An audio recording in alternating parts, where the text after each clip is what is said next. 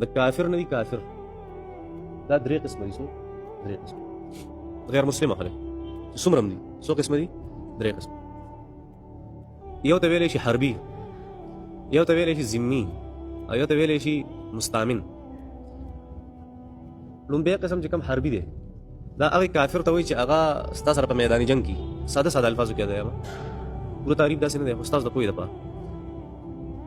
د حربي کافر هغه کافر ته وایي چې هغه ستا سره میدان جنگ کې یا اوس لګیا وي ستا سره معاهدې ماتې شوي اختلافات اوس په جنگ کوي ستا خلاف هغه لګیا وي بس دا حربي کافر دی. یو دی ذمي کافر. دا حربي کافر چې دا مخکینی چې مې ذکر کوو دې باره کې الله فرمایل چې فقتلوا المشرکین حيث وجدتموهم چرته چې داسې کافر په لاس درځي هغه قتل کوي چې پرېږدي. دویم قسم هغه ته ویلی ذمي. ذمي څه چاته وایي؟ ذمي موږ ته په انګریزي کې سټیزن وایو، یعنی یو کافر غیر مسلم انسان دی خو موږ سره په شرګړ کې اوسېږي مسلمانانو په ملک کې اوسېږي ته انګریزي کې ورته سټیزن وایي شهري په دغې ژبه کې ورته وایي او په عربي ژبه کې ورته ذمي وایي د شریعت په اصطلاح کې ذمي. یو دی. او دریم قسم د کافر هغه ته مستأمن ویلی شي انګریزي کې ورته وزټر وایي چې په وزټ راغلی ستا ملک ته. درې قسمه شو. یو هغه تا سره جنګي ستا خلاف لګیا دی. دویم چې هغه ستا په ښار کې اوسېږي شهري دی دغه. دریم هغه چې د بار نه راغلی دلته په وزټ باندې په دوره باندې دا درې قسمه کافر دي. دا غړومبی خو چې تا په میدان جنګ کې درغه ستا خلاف لګیا دی د هغه علاج څه شی دی؟ قتل. د دوه احکاماتو ته راځو. یو ذمي سټیزن ته وایي شهري.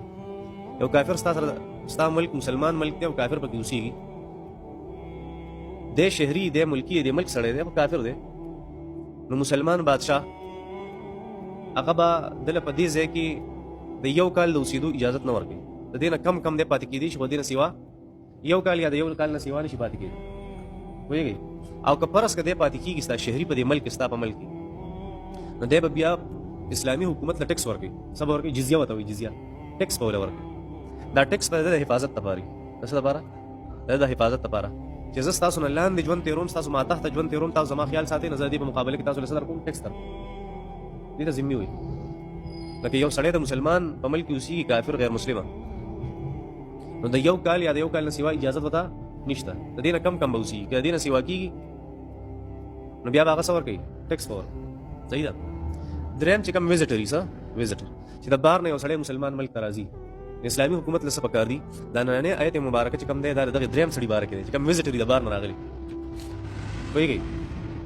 دا ړومبي سړي خو قتل و دا هغه دویم سړي د هغه مسلمان حکومت باندې د هغه فرض جوړېده چې تا له ژوند کې ټیکس درکوي ته به یې خیال ساتي او دی به د مسلمانانو سره دغه شانتې اوسېږي څنګه چې مسلمانان خپل منځ کې اوسېږي. لکه چې یو مسلمان شهري ته کوم حقوق حاصل دي چې د هغه دین ته پې نقصان نه رسي نو هغه حقوق په کافر له هم ورکوي ستا په ملک کې اوسېږي. دا د دین اسلام فیصله ده پوهېږي.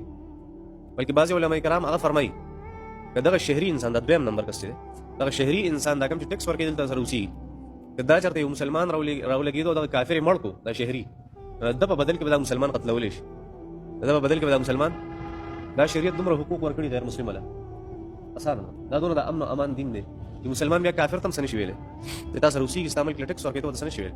هغه ذمي هغه چېرته مسلمانانو ته نقصان رسوي نو د هغې علاج به حکومت کوي هر سړی به هغه په لاس کې نه ویلي عدالت پکې پوهېږي په دې باندې قانون به د هغې علاج هر سړی راپاڅي دا کافر دلته اوسېږي او بدماشي ملا کوي مړې کړه نه دا طریقه ټیک نه ده دین اسلام طریقه نه ده. صحیح ده. ځکه دین اسلام د امن او امان دین. دریم سړي ته راځو کوم چې د آیت مبارکه کې دی الله جل شانو فرمایي وان کچرته احد یوس کس من المشرکین د مشرکانو نه استجارک ستانه امن غوښتنې د بار نه راځي چې مال زیرا کوي کنه دلته راځم وزټ لرازم سفارت لرازم تجارت لرازم نبی علیہ السلام وان احد من المشرکین کې یو کس په مشرکانو کې استجارک ستانه امن غوښته فاجر هغه ته امن ورکا تر دې پورې حتی يسمع کلام الله تر دې پورې بده تاسو سره دلته خپل وزټ کی حتی يسمع کلام الله چې د الله د دین د ټول پیغام دی ووري بیا چې د کله دین پیغام واورېدو ثم ابلغه مأمنه بیا به دلته پرېږدي نه ځکه تاسو تماوي د کال نه سوا اجازه ته د دې نه مخکې دا وزټر به لرې کې شړی به نو دا وزټر به بیا راشوت کې د کال نه مخکې او دا به خپل د امن ځای ته ورسوي یعنې زموږ په اصطلاح کې موږ وایو چې بارډر ته به ورسوي یا د خپل ملک ایرپورټ ته به ورسوي کوم د امن ځای دا د یو مسلمان حکومت څه شی دي د هغه فرایض دي د دې خبرو خیال وساتئ دا واجب دي په هغې باندې لکه دلته الله وفرمایل یو وزټر یو هغه ستانه امن غواړي نبي علیه السلام ته ورته امن ورکړه تر دې پورې چې قرآن واوري د الله کلام بیا خپل ځای ته واپس رسوي ښه په امن او امان کې